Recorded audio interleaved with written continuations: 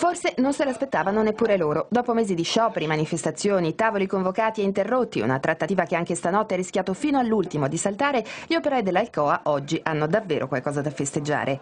Certo, resta la preoccupazione che gli accordi vengano mantenuti, ma l'intesa tra la multinazionale americana e i sindacati, firmata durante la notte a Roma, dovrebbe offrire sufficienti garanzie. Intanto il cambio di rotta dell'azienda che prima voleva lasciare l'Italia e poi un piano industriale che nel breve periodo consolida gli stabilimenti di Portovesme e Fusina, mira a costruire prospettive di lungo periodo e non determina esuberi. Inoltre il piano prevede la ricerca di condizioni di competitività dei costi energetici e la sospensione solo temporanea e non definitiva del primario nello stabilimento di Fusina, il consolidamento di contratti atipici e la rinuncia da parte di Alcoa ad avviare la cassa integrazione.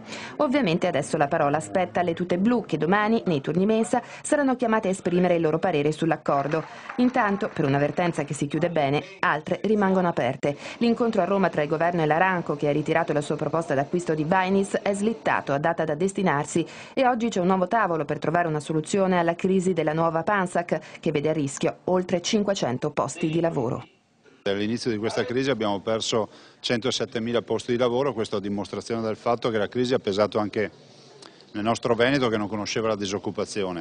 Il mio pensiero va ai tanti lavoratori oggi in mobilità, in cassa integrazione, soprattutto a quei lavoratori che oggi hanno anche poche prospettive di riconversione professionale. E proprio per questo motivo noi stiamo investendo tutto quello che abbiamo sul mantenimento del reddito in capo alle famiglie e nei rapporti a livello nazionale affinché si possa, con la collaborazione ovviamente del Ministero del Lavoro, dare risposta a questi lavoratori.